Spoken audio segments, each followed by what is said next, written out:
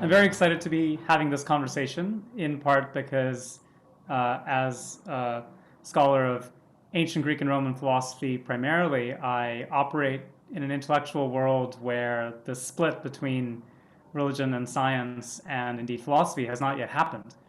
And so that gives me great curiosity about how modern perspectives might shed light on these same topics.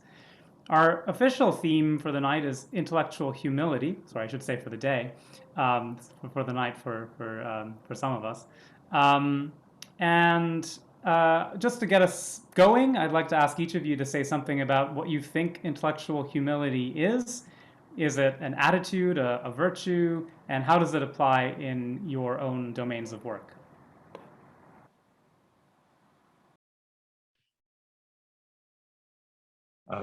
I guess I'll start. I think humility plays a pretty big role in all of the fields that we're talking about. Certainly in science, we're constantly seeking surprises, and revolutions, things that overturn not just the little things on a day-to-day, but overturn the entire enterprise of science. So I think and we often take our time about deciding whether something is truly the best way to think about things, and I think that's shared with other enterprises that are more socially oriented. I agree with George entirely on this, so that it is essential. I turned to the Oxford English Dictionary and discovered that humility means having a low estimate of one's importance, worthiness, or merits, marked by the absence of self-assertion or self-exaltation. And I was intrigued to discover that humus, which I knew is Latin for the earth, and the word humble was used in the 16th century for a low-growing plant.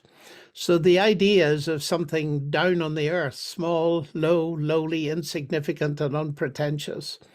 And in science, it certainly means, first of all, being teachable, being prepared to admit you're wrong, being correctable, being open to new and what George called surprising ideas, being slow to offend, quick to forgive, and even being prepared to ask for help and treating others with respect, knowing that you can learn from them.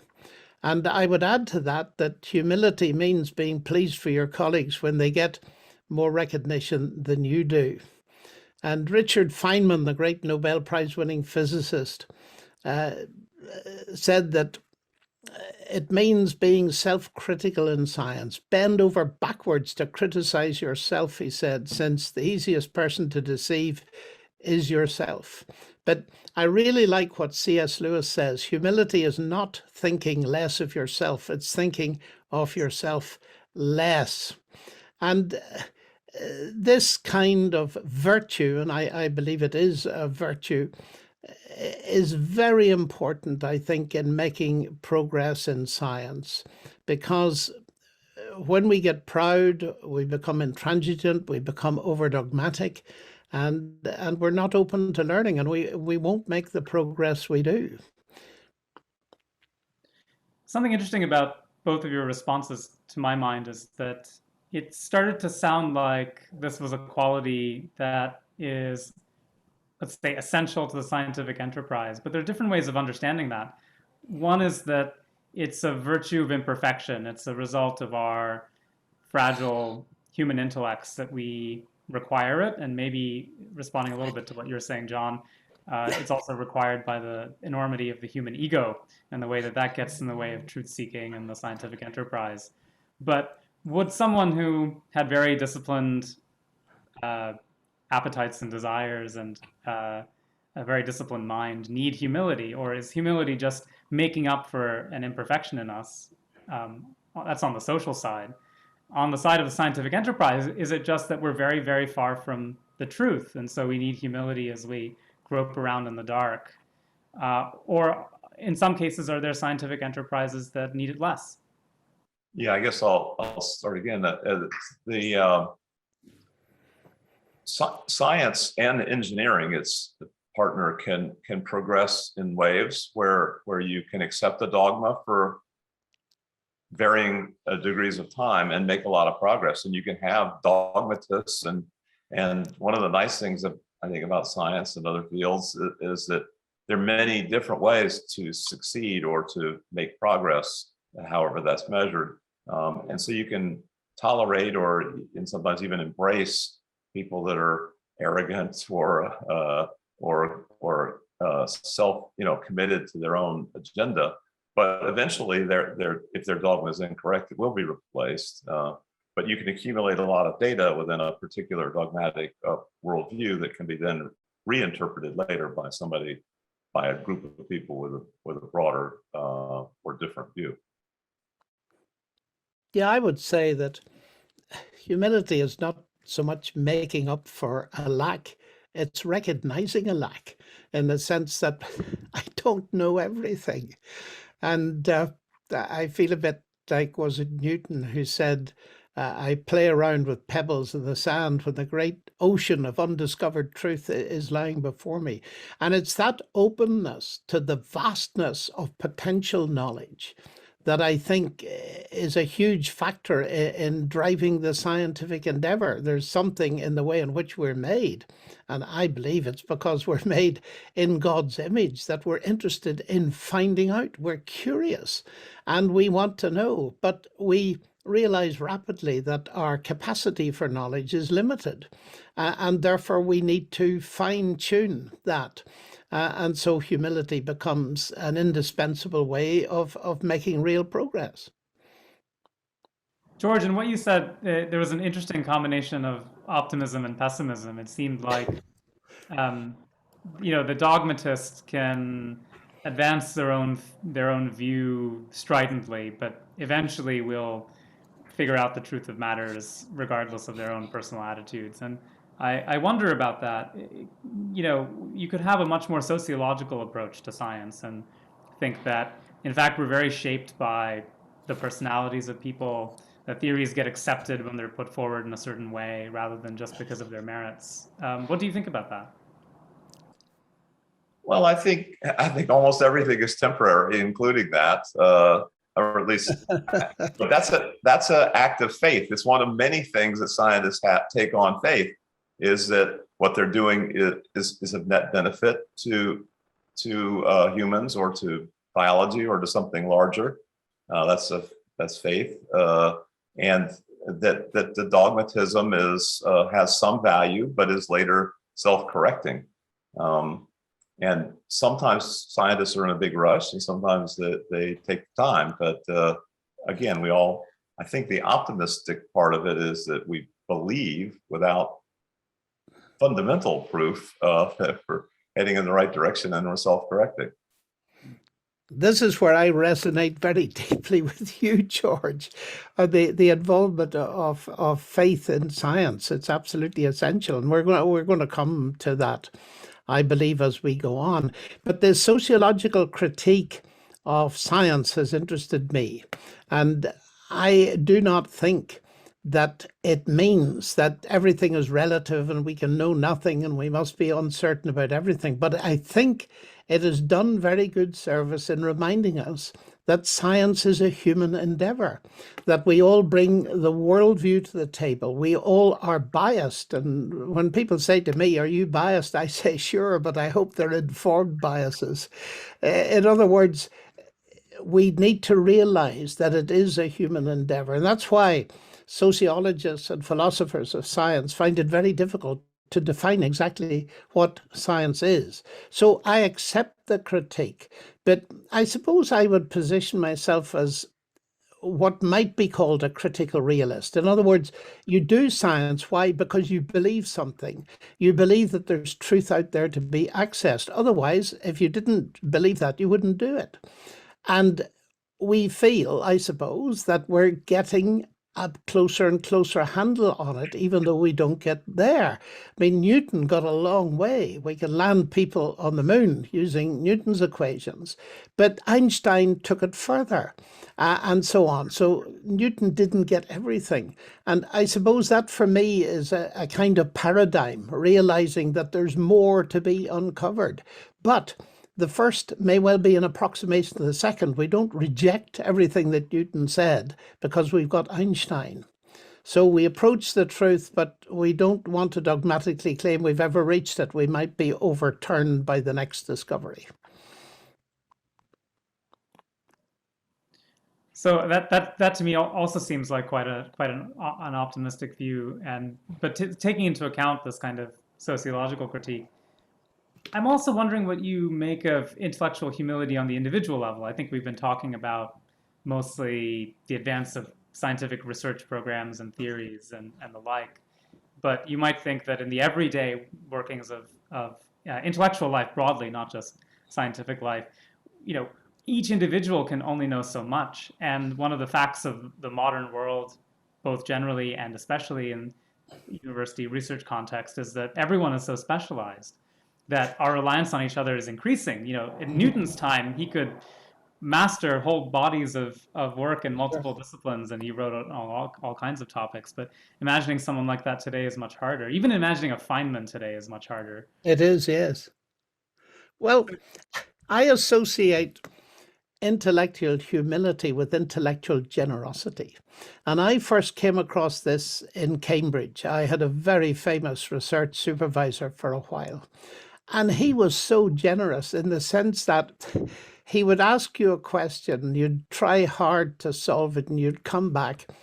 And he would say, well, I've been looking at your question and this work you've done. Now, if you just put it another way and did this and did that and did the other thing, and before you knew where you were, he was handing you ideas. And he didn't want you to ascribe them to him. And I know of many chairs around the world, very distinguished chairs, that experienced that. And that was one of my deepest impressions of real humility. He didn't worry that the ideas weren't always attributed to him and so on. And I don't know how usual or unusual it is, but it's a very real phenomenon from which I've benefited greatly. Yes, your question about the personal nature of humility, certainly there are many good examples of that, and they inspire certain people to be similarly humble. But like I said, it's not absolute requirements. It's just very inspiring, and I think it does especially help when we're dealing with things that could involve existential risks to all of humanity. Either something that we do could go wrong technologically, or something that's happening to us that technology could influence, like super volcanoes and solar flares and asteroids. But all these, the existential risk for all of humanity, nevertheless, does have we each has the individual humility as part of the solution. That's so interesting. It seems like you're talking about humility as something that befits a person, and of course, some people are scientists or engineers, and so they can have these enormous effects on our lives or our civilization. I want to turn to our second topic, which is uncertainty, and try to locate that in relation to what we've already been talking about. So the overarching question here is, how do you think about uncertainty in scientific inquiry? And does the pervasive role of uncertainty mean that we also need faith in science? Well, uncertainty. I'm a pure mathematician, but I did do some quantum mechanics at Cambridge under John Polkinghorne. And so I know about the Heisenberg uncertainty principle. And therefore, physics has a built-in uncertainty. And that revolutionized physics, as you know, and people are still working on the implications on it. Particularly, you're a philosopher, you'll know all about the notions of determinism that are undermined by Heisenberg's principle. But that's a very special thing. That's an inbuilt uncertainty that we can recognize. But in what we've been saying so far, I think that it is very good to recognize that although we may be making progress, all progress is tentative, and there therefore is a degree of uncertainty. And we have got to accept and believe that. Now, I think you sort of segued into a question about faith in science. Can you repeat exactly what that question was so that I can complete my response to your question? Yes, the question was, if uncertainty is pervasive, as you're saying it is, does that mean that there's a special role for faith in science? And Well, yes, it's not that there's a special role for faith. Faith is utterly indispensable in science, and it's got nothing to do with uncertainty. Let me try and explain that. One of the fundamental things that all scientists have to believe in order to do science is that the universe is, at least in part, rationally intelligible. And Einstein, no less, made the point that he could not imagine a genuine scientist without that faith. Now, he didn't mean faith in God. He meant faith in the mathematical intelligibility of the universe. So that this is nothing to do with our uncertainty. It's the way to gain knowledge, and we've got to believe certain things in order to actually get going at all. But Richard Feynman, I tend to take seriously what he says. He once said, all scientific knowledge is uncertain. This experience with doubt and uncertainty is important. I believe it's of great value and one that extends beyond the sciences. I believe that to solve any problem that has not been solved before, you have to leave the door to the unknown ajar. You have to permit the possibility that you don't have it exactly right. And he summed up by saying what we call scientific knowledge today is a body of knowledge of varying degrees of certainty. So we can reduce the uncertainty, but we'll not eliminate it except in very, very few cases. So faith is essential to the whole scientific endeavor. It doesn't come in because of uncertainty. Yes, I've accidentally already weighed in on the need for faith. It's depending on where you think the origins of life, the origins of the universe, the things about the distant past and distant future are not really subject to what we normally consider experiments, where we can mix together chemicals or fruit flies and do it over and over and convince ourselves that, at least as far as our senses are concerned, it's happening. And so those sorts of things do tend to involve more faith than experiments. But even experiments have faith. And I think the most important one is that that what we're doing is of value. And some people say that science is not about whether we should or not, it's whether we can and what the nature of things. But I think there is an element where we really, on a regular basis, we make ethical decisions as to whether we should pursue a particular thing, especially at the science engineering interface, which is where I am. And so back to uncertainty, very often, I hate to talk about mathematics with John being such an expert, but even mathematics where you can supposedly prove theorems, it's all dependent upon your assumptions. And we saw that very dramatically with non-Euclidean geometry having such a big influence on Einstein and others, so that the very fundamental assumptions have to be questioned. And with any interesting phenomenon that we find in nature, there's a tendency for engineers to want to harness it. And so indeed, that's what we do with uncertainty. We have uses for uncertainty that are truly breathtaking. For example, in my lab, we try to fail 1 million times a day. And what I mean by that is that NASA and the Apollo project, their motto was, failure is not an option. But what we do is we try to make 1,000,000 shots on goal that they're not random, but they're slightly biased, but they're diverse. And so we make what are called libraries, which library is really not the right metaphor, but I share it anyway because that's what we call them.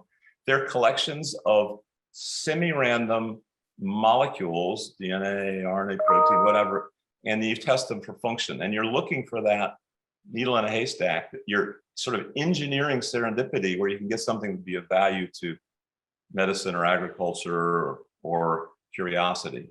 So that's my ode to serendipity, well, to uncertainty, is that idea of failing 1,000,000 times a day, hopefully succeeding once or twice. It's interesting that both of you are talking about value. In your case, George, you're just talking about the value of inquiry, but also, of course, the pragmatic or engineering value of different kinds of discoveries. And John, you were talking about the need for all scientists to have faith in the rational intelligibility of the universe. And in a way, that's a kind of value commitment to thinking that to the extent that things are intelligible, they're worth inquiring into. And we have to have this kind of commitment to the enterprise.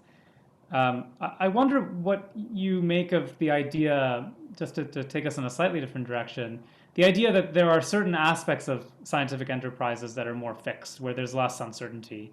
And we talked a little bit about, implicitly anyway, about a kind of Kuhnian theory of working within scientific research paradigms, punctuated by occasional revolutions, like the Einsteinian revolution, for instance, in modern physics. Are there things that you expect to hold up to the test of time? If we think about very long time scales, are there scientific theories that are basically unquestioned today that you think might come into question at some point in the future? Or can you think of something in your respective fields that is just bedrock and is not going to change? Well, it's quite hard to do that, because if you could do it well, you'd probably be in line for a Nobel Prize.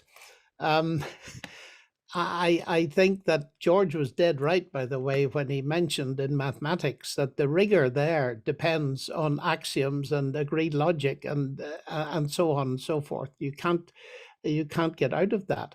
But as you look at the different levels of science, I make a distinction. It's a rough distinction, but I think it's helpful, between science, as most school children think of it, repeated experimentation.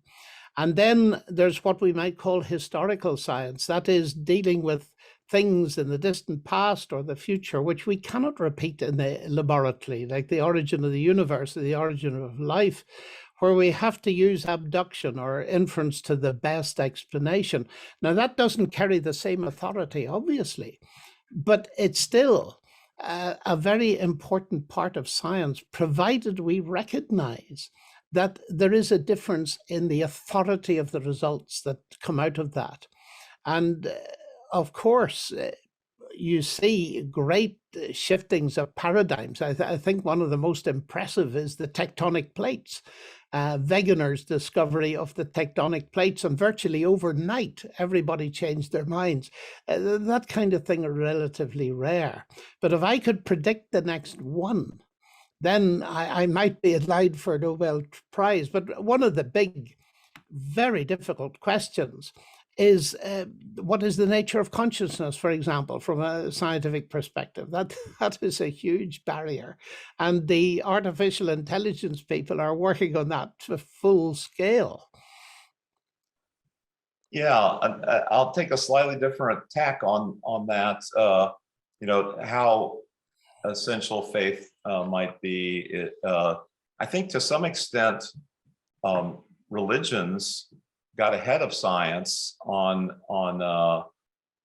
the complex phenomenon. Essentially, what constitutes evidence in religion would be whether people behave themselves if you say certain things, whether they get along, whether they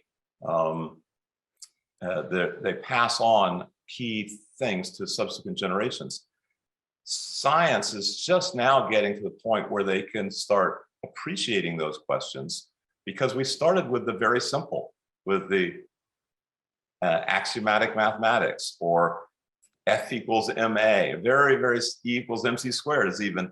These are very simple equations, and they apply.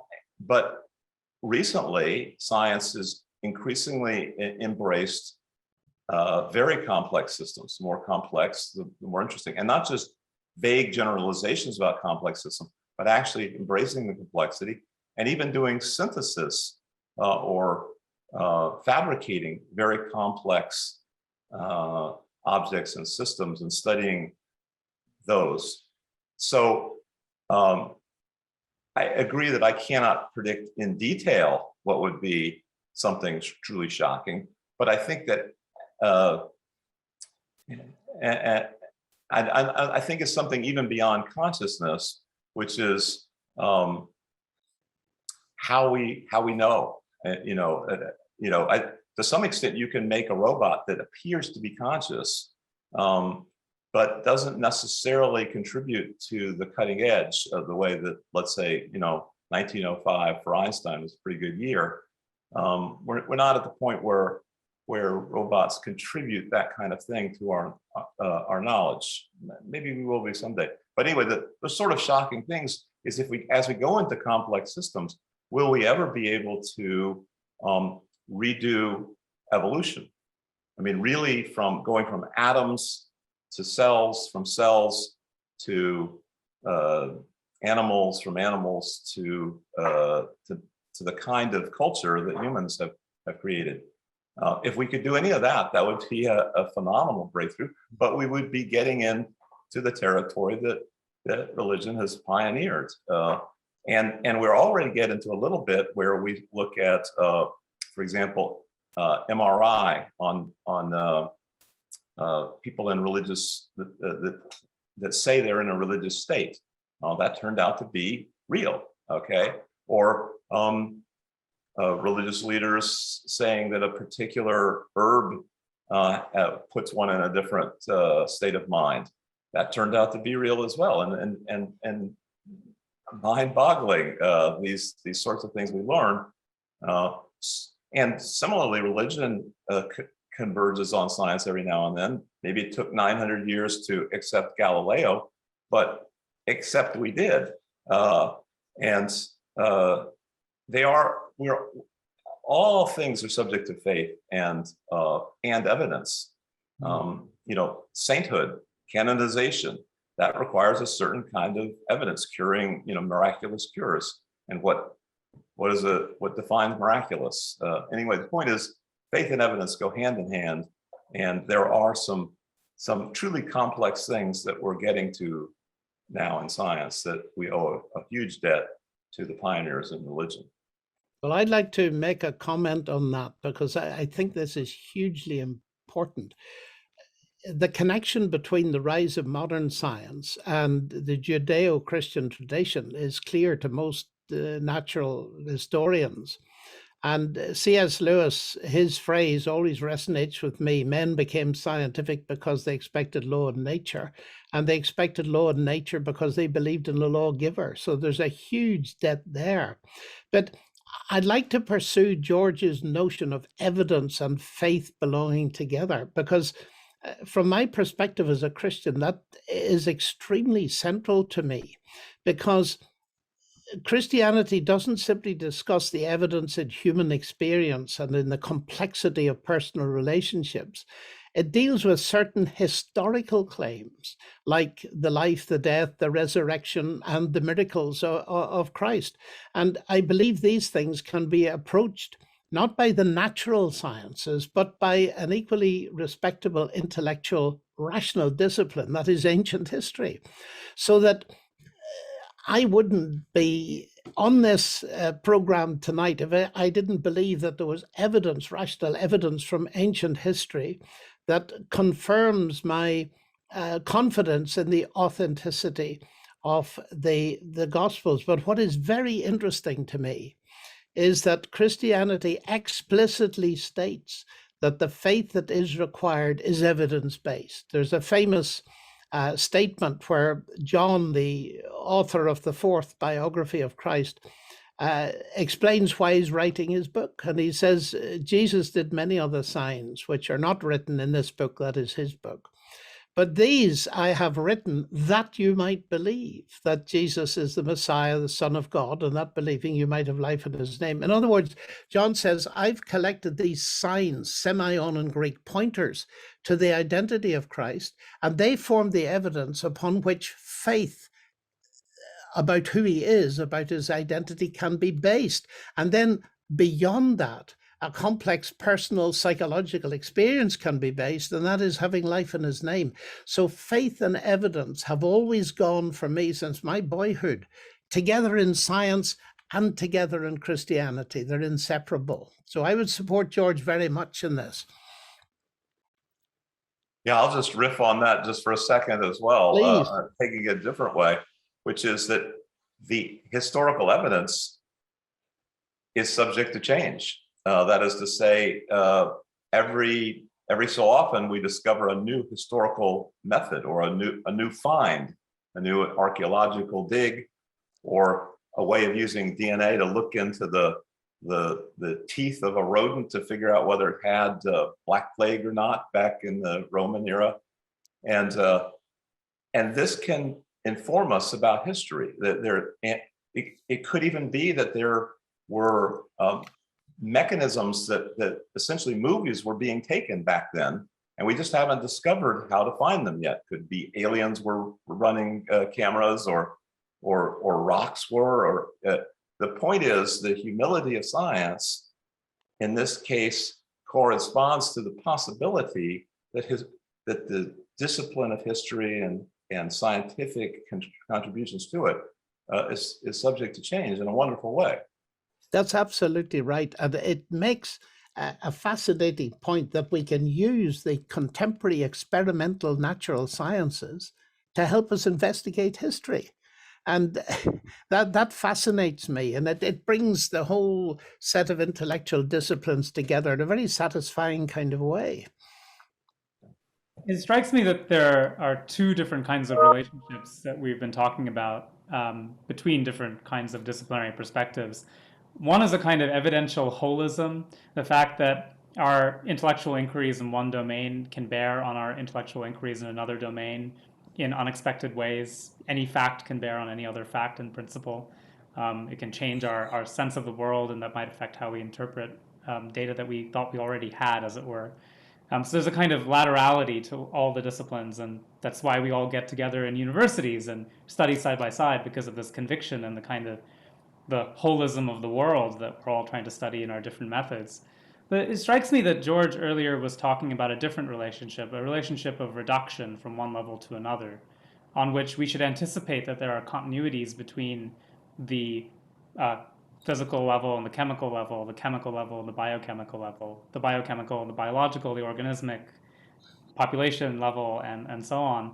And in terms of that hierarchy, there's been a kind of zealous attempt to protect certain kinds of humanistic or cultural inquiries from the encroachment of the, strictly speaking, natural sciences, the ones that are defined by that experimental method that we discussed. And if that's right, then there are just different perspectives on one and the same world. And that might mean that no matter how much you experiment on people in sensory deprivation tanks, you actually won't understand something about religion unless you take it on its own terms. Or likewise, no matter how much physics you do, you'll never get to the philosophical question of why there's something rather than nothing. So I wonder what you each make of these two different ways in which inquiries bear on each other. Can you, if you don't mind, just repeat what you mean by those two different ways?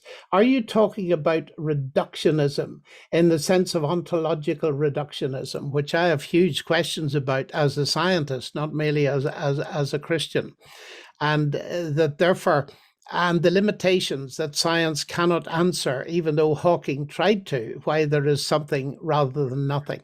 I'm not quite sure of the force of the question, so perhaps you do us both good by unpacking it a bit more. Sure, it actually happens on both levels. Levels of the very, very basic and foundational, where you run out of physical questions and you start asking metaphysical ones about the structure Yes. of the world beyond any particular physical theory. to explain in it on its own terms. But you also run into them on the other end of complexity, on the cultural level, where if we're thinking about, well, we can study psychological phenomena, but that doesn't give us an insight into, say, literature or art or philosophy, which are essentially human disciplines. And if there are ways of knowing that are contained in those kinds of domains, and maybe theology should be added to that list of humanistic disciplines, then we're not going to get any traction on the purely humane phenomena from the experimental natural sciences anyway. Okay, I think I understand that.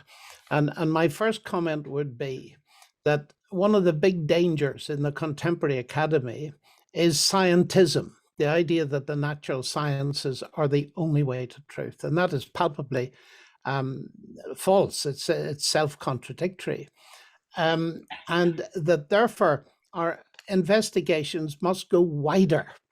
And scientism, sadly, often goes together with the conviction that science and rationality are coextensive, which is nonsense. Then you'd have no philosophy in your university, and no history, and no languages, and no literature, and all the rest of it. And therefore, we need to bring to bear these other disciplines, but they begin to throw up questions that go beyond the scientific, and we have to, the natural scientific, and we have to ask ourselves, are we going to allow ourselves to follow the evidence where it leads, even though it leads us to ask and attempt to answer metaphysical questions? Now, some people like Dawkins won't allow that. He won't allow you to ask the question, why? And so we can look at the brain, as you say, and we can study it under MRI and all the rest of it. But it seems to me that the naive approach is that you may be able to tell me as an MRI expert what's in my brain, but you can't tell me what's in my mind. And therefore, the brain story and the mind story are different. So that requires a very different approach. So we must have the personal and the human dimension brought into this as equally intellectually respectable. Now, for me, the matrix that holds that all together is that human beings are made in the image of a personal God, so that the personal dimension is hugely important. And one of the problems, and I'll end on this point, is that very often we're faced with a dominant naturalism in the academy, which says that everything must be explained from the simple to the complex, bottom up, and there's no top-down causation because there's no top. So that mass energy, or these days, nothing is primary and everything is derivative. Whereas I believe that mind is primary and mass energy and everything else is derivative. So the conflict between the worldviews is very apparent there. And all I want to argue is, even the natural sciences, done on naturalistic principles, lead to questions that cannot be answered within that framework, and so point to the fact that there's something beyond this. John, thank you for asking for clarification, because now I'm more ready to answer as well. And I think it's a great question. Maybe it's the best question we've had so far this evening or afternoon. So, you know, something and nothing and mind and brain and mass, these sound like the sort of thing that you can't bridge. But I'll try to bridge them by going back to an earlier point that our moderator brought up, which is that we can't be Renaissance men anymore, or Renaissance people. Yeah. We can't do what what was expected. Even Newton, as recent as Newton.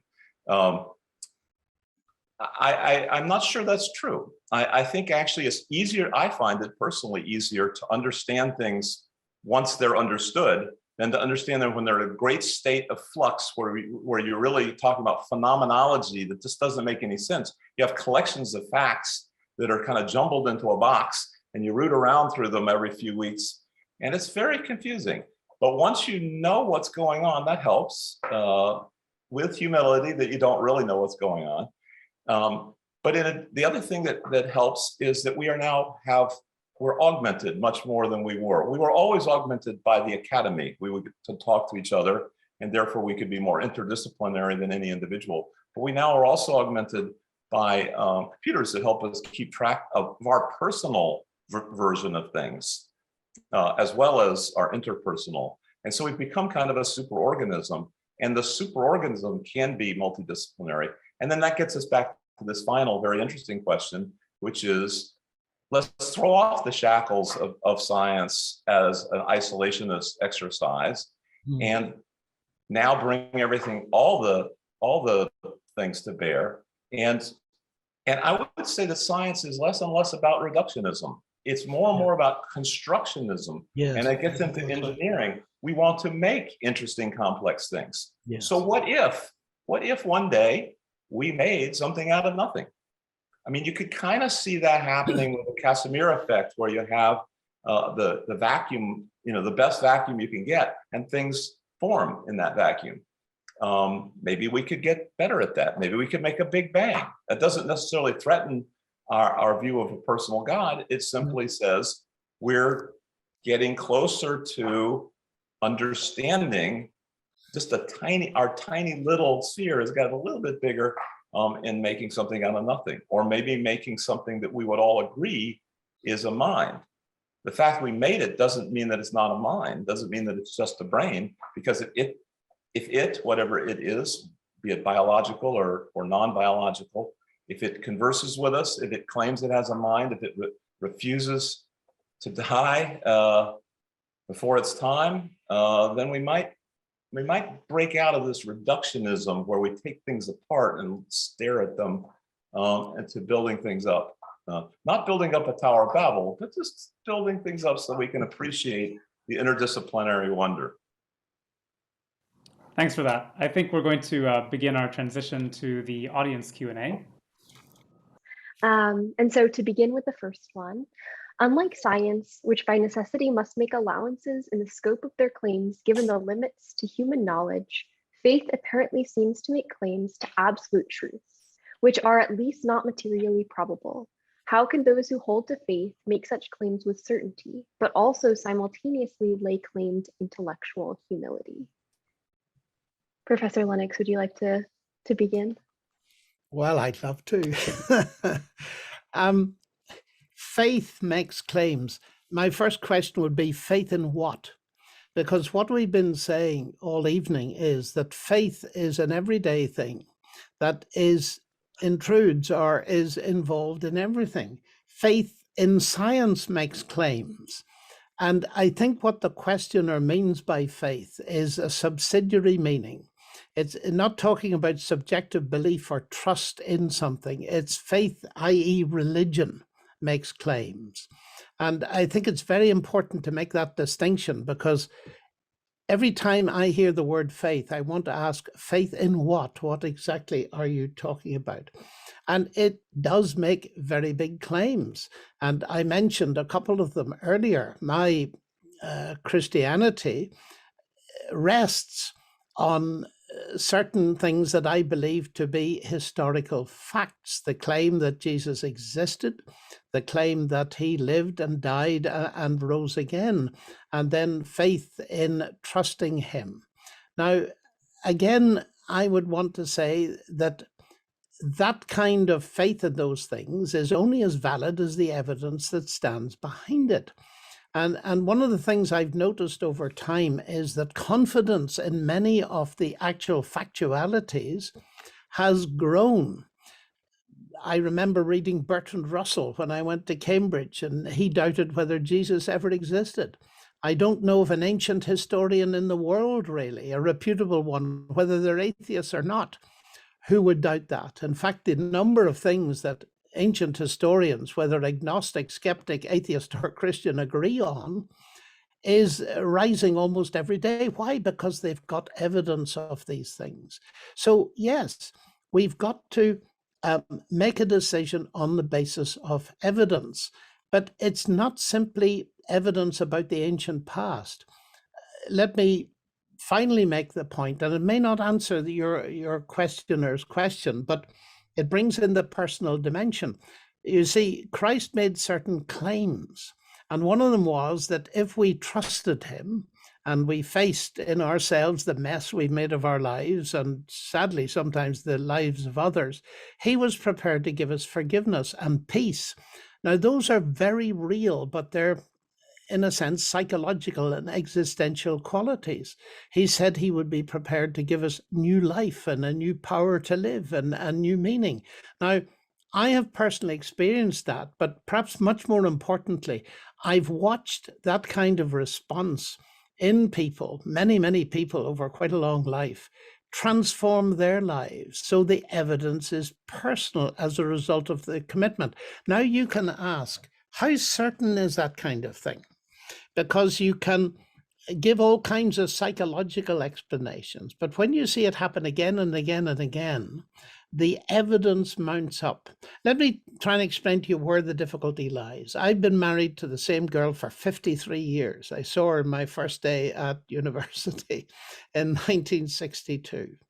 I cannot prove to you mathematically that she loves me, but I think there's enough evidence of it for me to risk my life on it. You can't prove to me mathematically or give me absolute certainty that the Boeing that I'm going to get onto, say tomorrow, to fly to New York is going to get me there.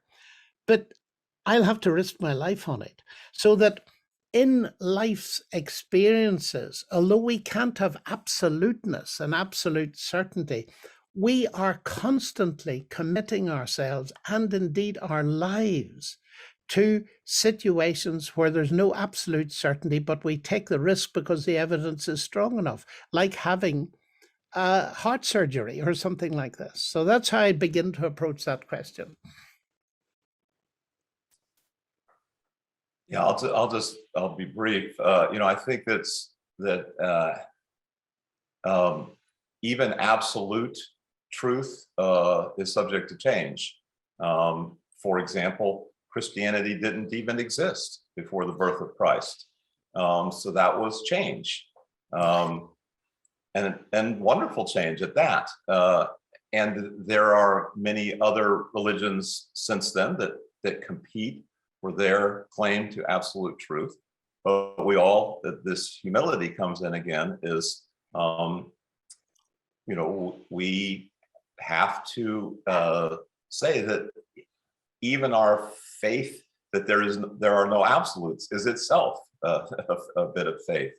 So I think it's wonderful, this ambiguity that we have about absolutes. So they tend to be, the more insistent you are about the absolutism, sometimes the less certain you actually are. All of these things are artifacts of us being human collections of molecules. The way we're talking to each other is not mind to mind or anything at a purely spiritual level. We're talking through the molecules of our larynx, and we're thinking, at least in part, through our brain. So these create all kinds of artifacts, such as the insistence on absolutism. But they also create intelligibility, because I understand what you're saying. You understand what I'm saying. That's true. And, I take your point. We need to be careful about absolutes, but I have not yet met anyone who would claim that torturing infants is not absolutely wrong. And it was the late Mackey, the philosopher in Oxford that you will know very well, who said that if there are any absolutes in morality, they lead almost directly to the existence of God, because they wouldn't exist otherwise. And this is a very interesting philosophical thing that fascinates me. So I think that we must be guarded. Now, you say Christianity was a great change. It was something new, but it didn't come without announcement. I would want to argue that it was part of God's continuous revelation. It was absolutely new and revolutionary, but it was consistent and prepared for by the whole Jewish tradition, the prophets and all this kind of thing. But that's a huge topic for another time, I suspect. I guess then shifting subject a little bit. The second question from our audience is playing into the side of humility here and asking, what role does silence have in a humble approach to science and religion? What role does science have? Sorry, silence. Silence. Silence. Yeah. Oh. Silence. Silence. I'm glad we clarified that. Huh. Well, silence has its moments, but very often silence results in misunderstanding or sometimes death. Communication tends to be highly regarded, but I guess you can have a moment of silent reflection. That's certainly good, and that moment could last for decades. Wasn't it Wittgenstein that once said, "Of that about which I cannot speak, I shall be silent"? Yes, And precisely. sometimes silence is very good if you don't know what to say. Even in science, there's nothing worse than listening to somebody who's filling vacuum with noise when it's quite obvious they don't know what they're talking about. So silent reflection and sitting back and listening carefully to what people say. And what I would get out of that question is the sheer importance of listening to other people. And I was taught as a little boy that I got 2 ears and 1 mouth, and I should perhaps use them in that proportion. But for an Irish person like myself, that's very difficult.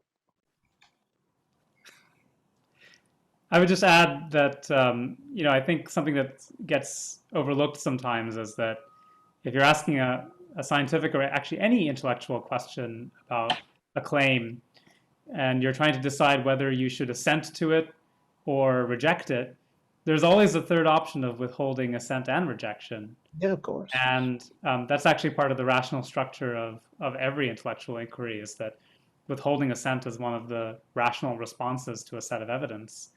And I think that's sometimes forgotten because we don't have that option in practical life. To omit to act is always to act. And it's a profound asymmetry between practical and theoretical reason. And it's one of the things that makes these questions at the science engineering interface so interesting, the ones that George was discussing. We always have to act. Well, thank you so much for your responses. Moving on to the next question. One of the prevailing standards in empirical science is that conclusions can be reproduced by others. The foundation of science and observation and measurements makes that possible. Is it possible that we project this standard into domains of religion and philosophy? Is that fair? Well, I would just start by saying that that's only true for parts of science, and both John and I have brought up the parts of science where that isn't possible to, not only once in a lifetime, but once in all of human history, events occur, and those are worthy of study, and things that are far off in space and time are as well. So I think that there's some shared viewpoints there. Yeah, I would simply agree with that. And the attempt to measure everything, I mean, it reminds me of, was it Jeremy Bentham and his calculus of hedonism, to try and work out what pleasure was and to quantify it, which is virtually impossible. That the trouble was, we once had a prime minister, and I won't name him, who had the view that if you couldn't measure it, it didn't exist. And I certainly don't take that view. It's important to use methods that are appropriate to the thing being studied. And within the natural sciences, those methods will vary vastly. When you're working at the level of atomic physics and the very small, that's very different from working at an engineering project that's very large, constructing a satellite telescope or something like this. Use the methods that are appropriate. But I would emphasize that the important thing is not whether they're natural science or not, but whether they're rational or not. Thank you. Kind of switching themes a little bit, but the next question is, we see so many religious people in the US denying scientific evidence, whether in the case of vaccines or the age of the earth. Of course, those who are involved in the sciences might view the Bible through a less restrictive point of view, but to what point could dogma be damaging to open-minded scientific inquiry? I I think I've just had my booster vaccination, so let me be very clear about that. The anti-scientific attitudes are very sad, and they're especially sad when you find them among certain classes of believers, that is, religious believers. And the difficulty is, and I won't go into this now because it's a big topic. I've written a book on the question you asked because I meet so many people that because of a particular interpretation that's forced on them of the early chapters of Genesis, they feel that there's a deep conflict here and they either go for science or they go for religion, but you can't go for both. And I think that's very sad, especially, and the danger I would say is this, being dogmatic on things where actually the text itself allows several different interpretations, some of which may accord perfectly with scientific discovery and others go against it. So this is a huge problem, and we got to beware of that kind of dogmatism. And it's tragic when you see people professedly Christian fighting about these things. That brings everything into hopeless repute. Yeah, I'll just say that I'm not certain that all of, or even most of the things that we're talking about here, the so-called anti-science, is actually has anything to do with religion or has anything to do with science. I think it may have everything to do with laziness, that it is quite, or just personal preference. We don't want to be told to wear a mask. We don't want to be told to vaccinate. But the fact is, from a personal standpoint, we're actually already protected if everybody else is wearing masks. So all we're doing is we're not returning the favor, right? Yeah. The same thing goes for vaccinations. We're already protected if the herd is vaccinated. We're just not returning that favor. And even in some cases, think of cigarettes and seatbelts. It was very hard to convince people to do what would save their lives. And in that case, they weren't really endangering other people. They were mainly endangering themselves. But the fact was that they just didn't accept the 1% probability of dying from cigarettes or car accidents or coronavirus to be significant. And we say, oh, that's irrational. They should be thinking about life and death as the major thing. But many of us will say there are worse things than death. There are reasons to be brave. There are reasons to be devil may care, to go bungee jumping or go river rafting a level 5 or higher. People take risks for a variety of reasons. And I think we can get beyond the science versus religion, because a lot of it, not all of it, but a lot of it is neither. That's a good balancing point. Thank you. I guess maybe for the sake of a complete answer, I think Professor Lennox, you had mentioned that you had written a book on the subject. Because I'm expressing someone else's question for the sake of being complete, do you mind just mentioning the title so that if they desire to read it more completely, they can? Oh, I see. It's just come out a couple of weeks ago, a revised edition of 7 Days That Divide the World. It's published by Zondervan in the United States. Perfect. That's hopefully someone will put that to good use. So moving on to the next question. On what basis do scientists hold reductive materialism to be the most correct view of reality, especially with regards to the problem of consciousness? I've sort of alluded to this in terms of construction being increasingly compelling. To some extent, it always was, but I think as we construct robots that are conscious and self-conscious, some of them are cheats, some of them are genuinely revealing. But we have robots that can recognize their own voice and say, "That's my voice, not someone else's, not some other entities," or "That's my face." rub some smudge off of the face of the robot. There's some consciousness there. But as we get better and better at that, we might understand at least what simulation of consciousness is. And so there are still some very fundamental and interesting philosophical components of it, but we can make contributions by constructionism, probably a bit more than reductionism at this point. It is among the many things which have emergent behavior, meaning that only by making the complicated do we really appreciate it. And to some extent, consciousness doesn't mean a whole lot when you're talking about an individual person. It's only when you see it in the context of society, history, and the future does it really start to become a rich concept.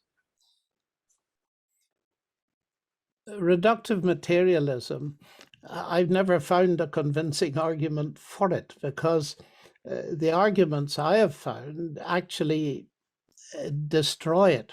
I mentioned John Polkinghorne earlier, who taught me quantum physics, and he said, if you take the reductionist argument, then you reduce thought to the mere firing of synapses in the brain, and therefore you empty any discourse of meaning. And he just makes the trenchant comment, that cannot be true, and none of us really believe it. And many years ago, there was a chemist, JBS Haldane, and he said, if the thoughts in my mind are simply the motions of atoms in my brain, then I have no reason to believe that my brain is composed of atoms. Now, C.S. Lewis picked up that argument, and then it was later picked up by a famous American philosopher called Alvin Plantinga, who happens to be a Christian. But Thomas Nagel in New York, who wrote a fascinating book, which I found very stimulating. It's got one of the most provocative subtitles of any book I've ever seen. It's called Mind and Cosmos, Why the Neo-Darwinian View of the World is Almost Certainly False. And what he says in that book is there's something wrong with this materialist reductionism because of its effect on understanding and thinking. And it invalidates thought, and therefore it invalidates itself. And it must be wrong. As C.S. Lewis once said, any theory that invalidates thinking must be false because you get it by thinking. And so I am seriously questioning this kind of reductionism. What interests me is that in biology, and I'm not a biologist, but I try to follow what's going on in the third wave of biology, people like Jim Shapiro, Dennis Noble, and back to McClintock and so on. This idea that the living cell is a holistic thing and there's top-down causation there. That's absolutely fascinating, because recent writings on this by Shapiro particularly are moving way, way away from the reductive notions. And that's exactly what I would expect if at the higher level there is top-down causation. Not that there's no bottom-up, not that there's no emergent phenomena, but that ultimately there is a top, and he's called God. And it's interesting to think of people like David Chalmers, who are experts in the problem of consciousness, saying that they're moving away from the materialistic concept, almost being forced unwillingly. So watch this space. I find it very interesting indeed. But reductionism, as George says, is less and less viable. It's not enough. It's brilliant where it works, but it ain't enough. So this is a question, I think the next question is mostly, or well, I guess starts by being directed at Professor Lennox, something you had mentioned. But I'm actually going to combine two questions. So if you need me to repeat it, because it might be a little bit long, let me know, because these two questions kind of are asking a question on two sides of a coin. Basically, they respond to each other. So the first question is, how can one know that torturing babies is bad? Does this claim invoke a kind of certainty that intellectual humility would refute? And then the question on the other side is, what are the limits of intellectual humility? At what point is humility overwritten by a certainty based on broadly undeniable morality? Let me know if you need to hear that again. Could you repeat the second one? Yes, of course. So second one is, what are the limits of intellectual humility? At what point is humility overridden by a certainty based on broadly undeniable? So I can think of if you have humility, then you must admit that there are circumstances where even our most shared, most treasured, most highest level of consensus might be false. And so let's take the babies, which I agree is almost universally acceptable. But we do torture babies when we try to save them from death. We actually, they go through a lot of pain. Fortunately for babies, don't really remember much of that pain past their first or second year. But we also do it to adults who do remember the pain quite so. When for one reason or another, we either can't anesthetize them or they have pain after they come out of anesthesia. So, but I think what is meant by torture there is for personal pleasure or for, I don't know, babies don't have information that you're trying to extract from them, which is one of the excuses for torture in modern era. But anyway, I think you can come up with kind of long-reaching, unsatisfying counterexamples, and maybe that answers the flip side of the coin as well. My response to this, and thanks to the person who asked the question, how do we know that it's wrong? Well, it depends on your worldview. It's very easy, I think, to see. Dostoevsky famously said, or put into the mouth of Ivan in the Brothers Karamazov, if God does not exist, everything is permissible. In other words, there's a connection between morality and knowing things are wrong and God. And I've spent a lot of my time in Russia talking to people about these things. And I never forget one academician, very bright person in Siberia, who said to me, John, we thought we could get rid of God and retain a value for human beings, and we discovered too late we couldn't. Now, this is a huge subject, and it's of great philosophical interest to me, and I have written about it.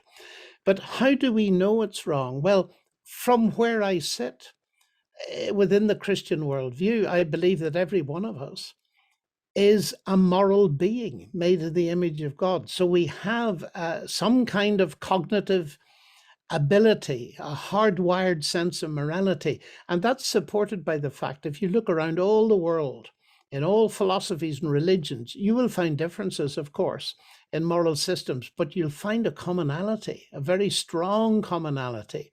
For example, in every philosophy and religion I've ever investigated, including Roman pagan religion and humanism and so on, you'll find the so-called golden rule, do unto others what you would they do to you.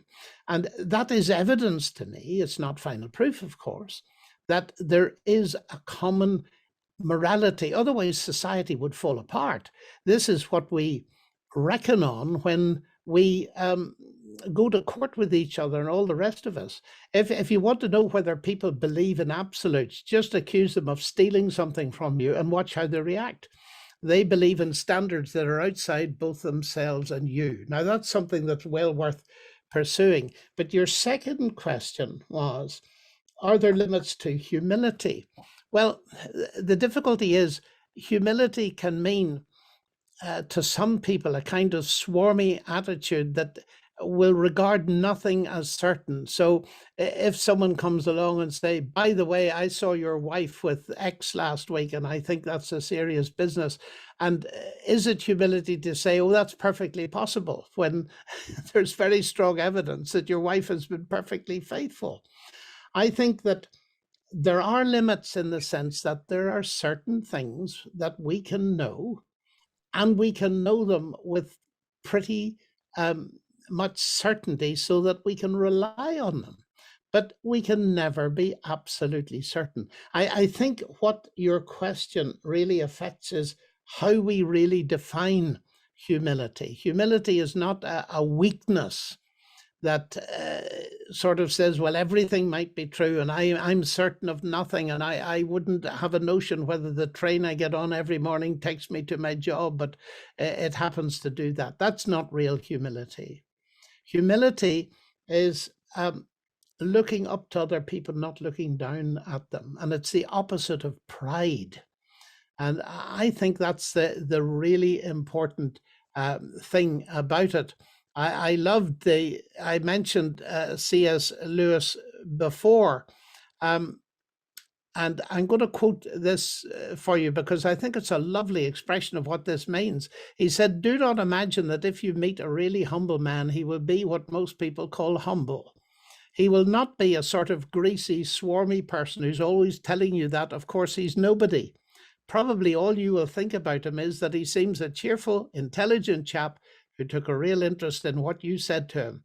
If you do dislike him, it will be because you feel a little envious of anyone who seems to enjoy life so easily. He will not be thinking about humility. He will not be thinking about himself at all." And I think that gets it beautifully.